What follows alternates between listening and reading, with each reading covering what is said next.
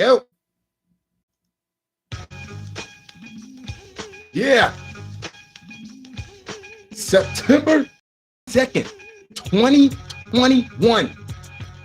Halfcast 138, episode 138. Let's go.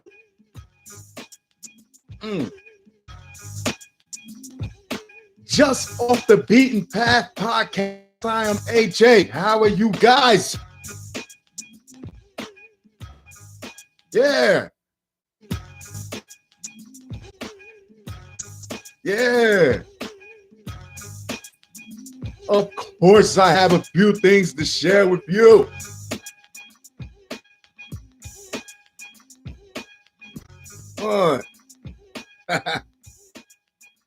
Yo, so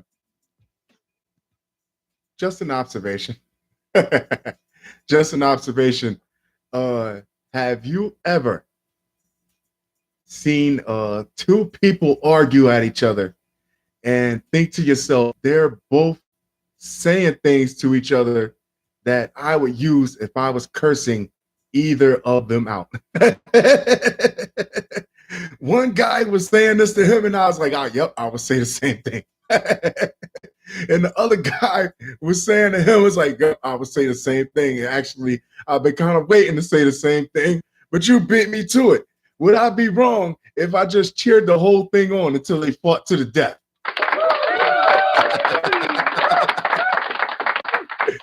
It's a win-win for me, baby. I mean, but yes, I seen it go down today, and I don't like to see conflicts or stuff like that. But hey, somebody has to say it sometimes, right? I have a few stories for y'all. And who's batting first? Oh, thank you for slamming the door in the background just as soon as I start the show. Thank you very much. That's what I get for living in the hood, right? Nurse allegedly assaulted by man who accused her of vaccinating his wife. So I'm gonna go with it's for sickness and in health, and we've done till death do us part. And and this till part is taking a little bit too long with the health. So why did you go and prolong? Till death do us part. I'm about ready for the ending part now. Yes, a man, that is horrible. A man allegedly assaulted a nurse at a pharmacy on Monday after he accused her of administering a COVID-19 vaccine shot to his wife without his consent. So I don't know how marriage works. And this is in Sherbrooke, Canada. I don't know how the marriage situation works, but even though you guys are bonded together in holy matrimony, she still gets say so in what happens with her body, right? Like, how can you get mad at the nurse because she consented to have without his consent? Like, what do you think this is? Yeah, you don't get the shot so you can get sick. And maybe since you've been waiting for me to kick the bucket, oh, you didn't think I knew about that, huh, husband? Maybe I take this shot and I outlive you. No, they both waiting around to see who gets the do not resuscitate sign first. Martin Carrier, a spokesperson for the Sherbrooke Police Department. And we know those Canucks have some anti-vax blood in their system, because this is the same Canada that a few weeks ago I read the article where they was in like a Waffle House, and they asked the guy to put a mask on, and he just pulled down his trousers and urinated all over the place in response to wearing said mask. Made the accusation and hit the nurse several times. Why? In the case at a brunette pharmacy, you sure it was a blonde one, location, she was treated for, I'm sorry, I got the goofies. She was treated for injuries and a possible concussion at a hospital and is recovering. Why would you do that? Like, wow, police are looking for the man responsible, and he's on the lam? Police are looking for the man responsible, allegedly confronting and hitting the nurse, and said he has short dark hair, dark eyes, thick eyebrows, and a tattoo that looks like a cross on his hand. I hope that wasn't the hand that he struck that poor lady with, because that would be so it's a double dose sin against yeah. First off, if I feel like I don't know. I think in a marriage, a vaccine should be something that both people, because you're not single, and obviously a decision that you make, or whether you take it or not, there is a very strong chance that it will affect your partner. Actually, it will, because if you get sick, then your partner is gonna have to like nurse you, or in that unfortunate event, he or she might have to bury you. I mean, so it should be taken into account. It shouldn't be, well, but if she wanted the vaccine, man, what are you gonna do? I mean, what are you gonna do? And maybe she's the one that outlives you. CBC reported that COVID-19 vaccinations at the pharmacy were suspended until further notice. You're because one nurse was administering, so you punched the only nurse that was giving out the vaccines, and we're in a shortage of goddamn nurses because people are scared to catch it. Now, I mean, to be around all these sick people, and you punched the one nurse that was willing to go out. They gotta find this guy, man. This is probably the same guy that pulled his trousers down and urinated in the Waffle House. Yeah. Oh my God. The Jean Couture Group, the organization that owns Brunette Pharmacies, declined to comment on the ongoing investigation. However, in an email statement sent to Newsweek, a spokesperson wrote, "We obviously condemn this gesture, yes, we deem unacceptable to the pharmacy teams who have been providing essential services since the start of the pandemic." Yeah, it takes a lot of guts to go out there, and you're not only dealing with people who are trying to get the vaccine, you're dealing with people who are protesting against you, and you're dealing with idiots like this who, if you don't, it's always the people it's always the people who don't have a mask on that seems to be everywhere in everybody else's face. That's what I'm saying, if I'm saying anything. Next story. Yeah, the one nurse. Good. Oh, thank you. The one nurse that was willing to go down there and give everybody their shots, and you wanna clock her one because yeah, you didn't give your wife permission. Get out of here. Step into the 90s, sir. Step into the 90s, right? Step into the 90s, sir. Here we go. Come on, not 2 days straight, files. Not 2 days straight, files. They were judge plans to resentence Scott Peterson. Yeah, files. Yeah, I know. Yeah, judge plans to resentence Scott Peterson to life this fall. So what did y'all just bring him out to remind him that he's still gonna be in jail? Yeah, we just wanted to remind you that you're still doing life in jail. Why would you even hang it? Red City, California. Scott Peterson, who spent more than 15 years on death row in the 2002 murders of his pregnant wife and unborn son, will be sentenced to life in prison this fall. He already did 15 years, a judge said Wednesday. He really does look like Dean. Who played him in the Lifetime movie? Dean Cain? Yeah, he really did. I thought it was the guy from Saved by the Bell, Mark Paul Gosselaar. But yeah, he definitely looks like a Dean Cain, because for a while Dean Cain really looked like that he would do something like. Superior Court Judge Ann Christine Masulo said she wants to sentence Peterson in November before deciding whether he deserves a new trial over alleged juror misconduct. She set an October 6th hearing to set a date for resentencing him to a life term with no chance of parole. Wow. So you brought me out just to tell me this? We could have did this from a Zoom call, baby. Like, yeah. And don't I should get a little bit of time served, or maybe, no parole. I think, wasn't that the case? The California Supreme Court overturned Peterson's death sentence last year because jurors who personally disagreed with the death penalty were willing to oppose it and were improperly dismissed. Oh, prosecutors say they won't seek the death penalty if Peterson gets a new trial. The high court found there was considerable circumstantial evidence incriminating him on a first-degree murder of Lacey Peterson, who was 8 months pregnant, and the second-degree murder of the boy they planned to name Connor. Prosecutors said Peterson took his wife's body from their Modesto home on Christmas Eve and dumped her in San Francisco Bay from his fishing boat. The body of his wife and the boy's fetus washed ashore in April 2003. And the reason I found this article, interesting is because we know by now they found you're listening to this by now, you know that they found the young lady's body, Patty. No, it was Gabby. I'm so sorry. They found their body, and they can't find the guy, right? So they found their body and they can't find the guy. But when this happened, Gabby Petito, beautiful young lady, took him way too soon.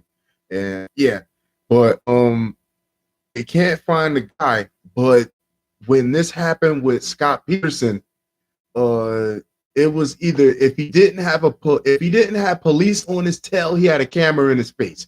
So what I'm saying is that this jerk right here should have never had a chance to get away.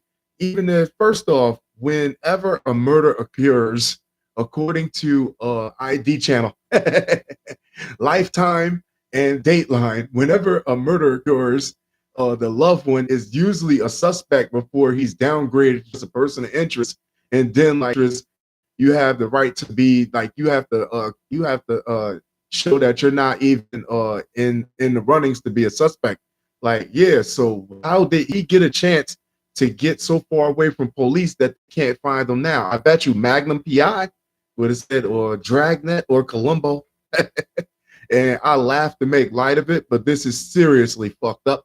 And but the thing with me is that he should have never either. He should have had a police car on his tail, or he should have had a camera in his face wherever you go. Okay, we're not detaining you, as I'm pretty sure most officers in precinct or whoever was handling the case probably thought that he should have been at least detained. But yeah, if you're not going to detain him, at least okay, you can go to work. That's okay. You can go to work. You can go to the supermarket.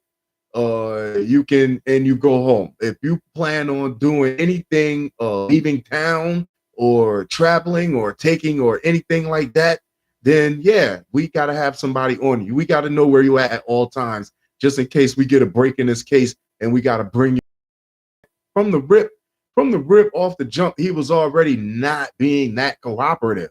Know what I mean? So we should have already had we should have had somebody outside his door, or at least somebody to keep tabs that know where he is, because I'm pretty sure most detectives that was working the case knew it was him. They just they just got to do things by the book, and they didn't want to botch the case. So yeah, that's why I brought that up with this. And they brought poor Scott Peterson out, woke him up, and said, "Hey, you're getting a retrial." Oh no, by the way, yeah, we're just taking the death penalty off the table. You can go back in there and go back to sleep.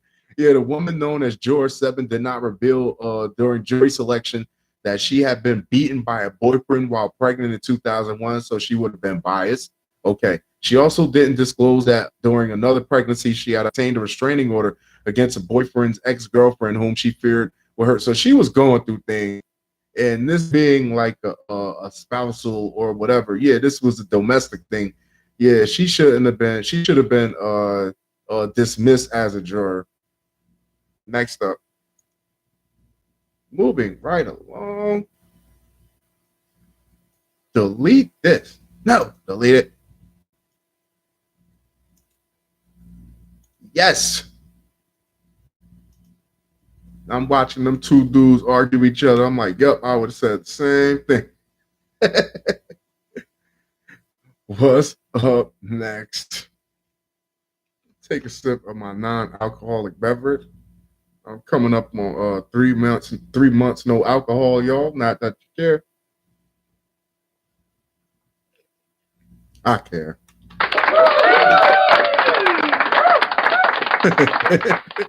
Students forced to tape masks over face to avoid principal's office. Mother says, and I am a believer in that children should respect adults. But we, if you think something resonates with you, sounds sense, then parents, you should be giving your kids autonomy to trust them at a certain age to make the right decision to say fuck off. No. Basically, yeah, but you don't say fuck off. But yeah, you call your mom, you give them a formal you fuck off. You're not taping anything to my child's face. Like, get out of here. I mean, didn't you know? Well, covering your face with a mask, wearing a mask can cause carbon dioxide poisoning. Where was that guy at when this staff was telling kids to do that? We could have used them then, if nothing. Yeah. Student forced to tape mask over face to avoid principal's office. Oh, I could not have been a student in that class. Yeah, well, send me to the principal's office then.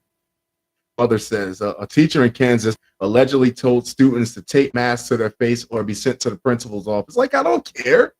Yeah. Ooh, I could not be a student. Yeah, what are you talking about? Tape the mask to my face. What's wrong with you? According to the or be sent to the principal's office. Like, that's a real, like, okay, I got one better. Now, man, you want to play a king? I got an ace. Okay, I'll go to the principal's office, and when I get to the principal's, okay, call my mom, call my dad, and tell him what you're doing here. Tabitha Berry told Kansas City news station WDAF an eighth grade student. Yeah, that's at the proper age where a child can make a judgment call and tell a teacher or somebody that wants them to do something stupid to, like, yeah, no, I'm not doing that. Why? Show me why. Show me in the bylaws or whatever, in the standard operating procedure, where it says I have to do this. This is stupid.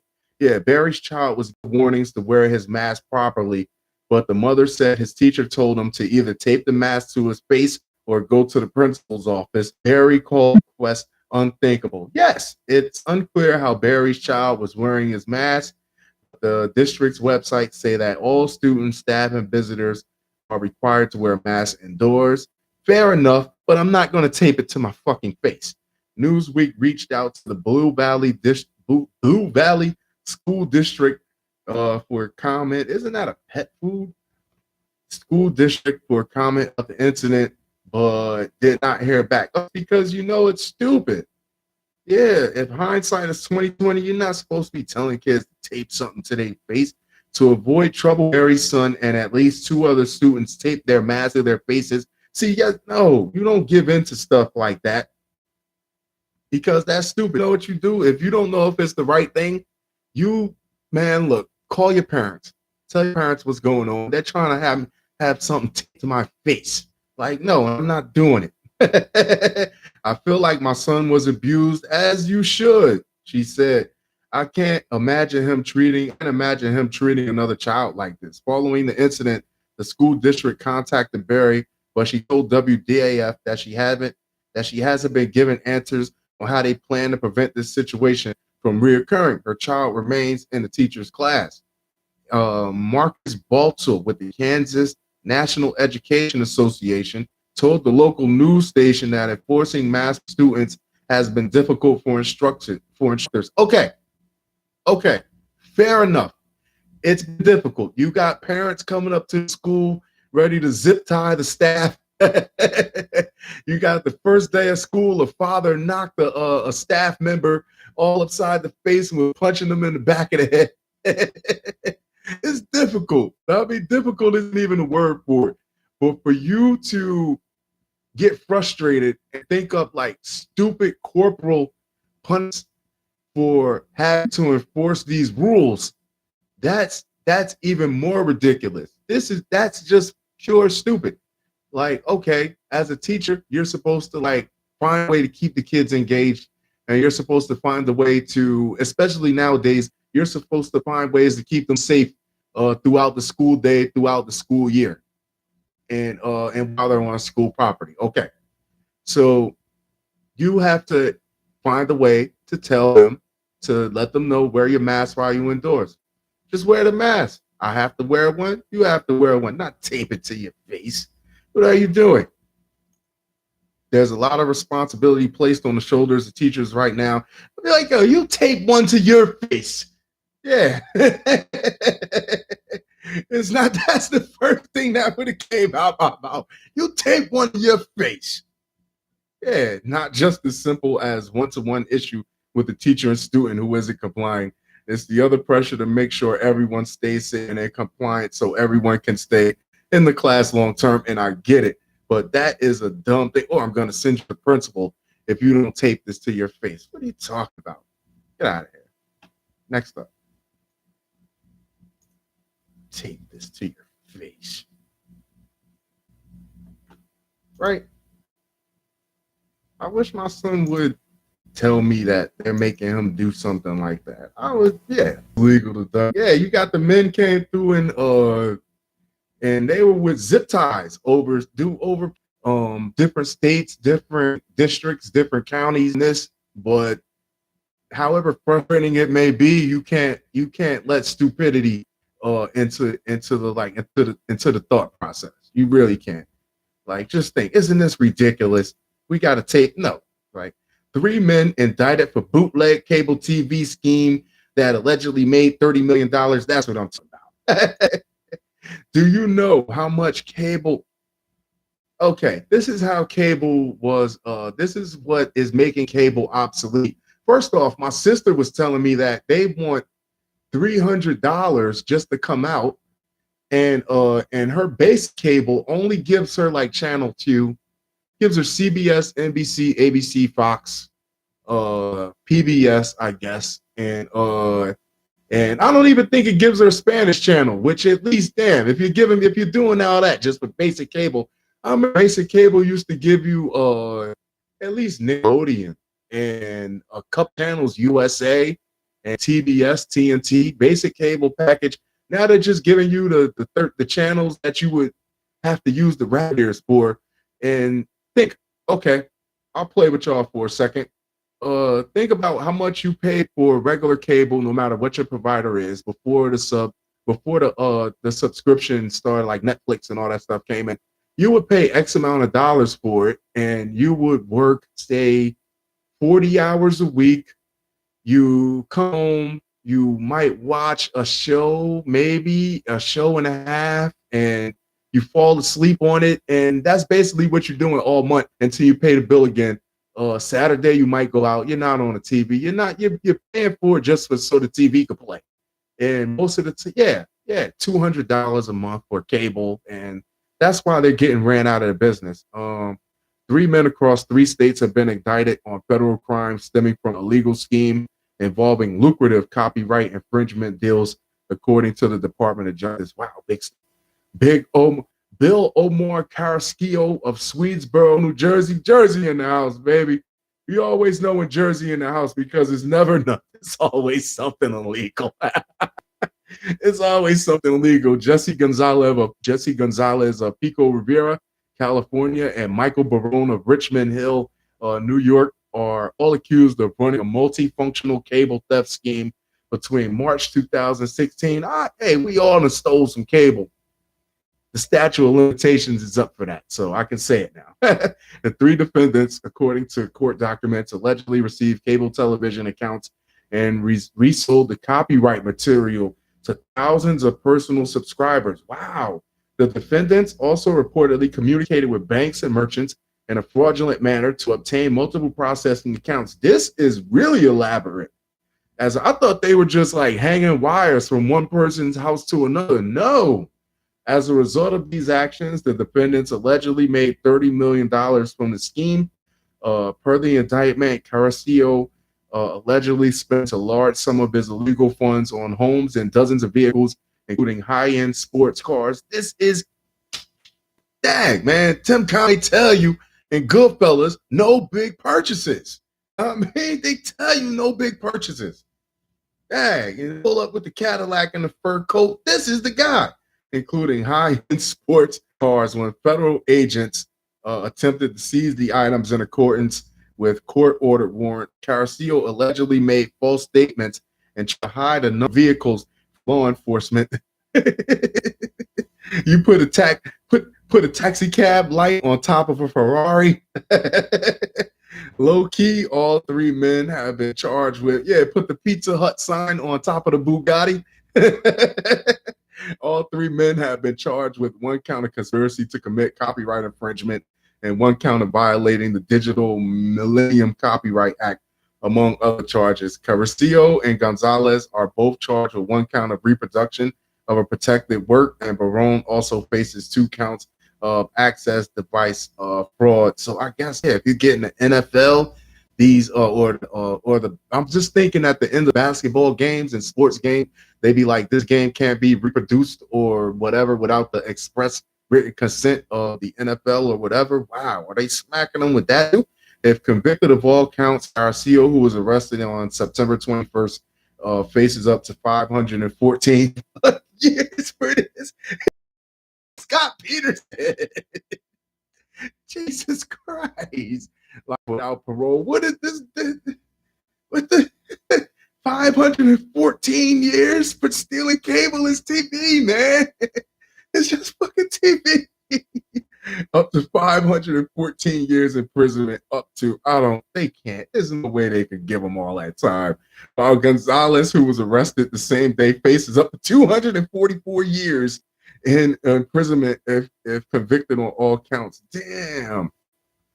Barone was issued a summons to appear in court on Wednesday. If convicted of all counts, he faces up to 130 years imprisonment. Why are they tagging these? These are crazy. Oh my God. As this prosecution shows, protecting intellectual property rights is, if you call TV right now intellectual property, they should knock a few years off that sentence, because I've seen some shows that, that's a stretch. Calling it intellectual property is an important priority of our office and the entire Department of Justice. Oh my God. Intellectual property. That's the hoop of evening. Last story. How we doing on time? 28 minutes. Let's get it. Intellectual property. Are you kidding me? 514 years. Retiree planted bombs around Michigan in insane anti-porn crusade. Threatening letters at area cell towers, was angry over all the immoral content, including pornography, on phones and cable television. Oh, and first off, sir, squishy isn't going anywhere. You can embrace it or deflect it, but one thing you can't get rid of it. Actually, there's a lot of people around who just don't want it gone in the first place. That's why it's here. My Instagram page, which I had shunned my Instagram page for, I'm starting to weed it out again some more, because I was calling it the Babylonian whore, because it's like I just woke up one night and all I seen was I mean, I'm not planting bombs around it though. It's just what it is.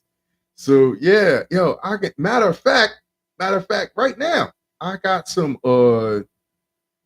questionable things, and I'm just matter of fact, right now, I got some questionable things, and I'm just promoting my story. I promote podcast on Instagram stories, and I got hardcore people on my under my stories. I don't follow them. I don't know where they came from. I don't know if they're just tag watching, or I don't know if they be tag watching, because they're the first ones on my page every time. And this is Jennifer Margaret 673. Fuck me. Ed Sheeran Edwards. Watch my first blowjob. What? Come on, man. or whatever. Watch my first sex. Being cool Elizabeth. My hard Facebook video. I don't know these people. This is why you can't get rid of it, because they're everywhere, dug deep in. But you know what I don't do? I don't engage, because I'm pretty sure these ain't even women. These are either bots or men that's looking to get my account information. So yeah, you just got to roll with the punches. Yeah. Immoral content, including pornography on phones and cable television, according to a criminal complaint. On cable TV, well, it's not good. John Douglas Allen, 75, is facing charges of extortion and attempted damage or destruction of buildings used in interstate commerce. Interstate commerce, that's what they call it. Yeah, selling squishy. He was arrested Monday night. Justice Department spokeswoman Breanne Warner confirmed to the Daily Beast, our office will not be offering any comment besides what is already on the public record. Time is that, yeah, usually people are trying to get more of it, not trying to get rid of it. Like, if convicted, Allen, a retired miner whose own cell service is provided by Verizon, according to public records, faces up to 20 years in prison. Wow.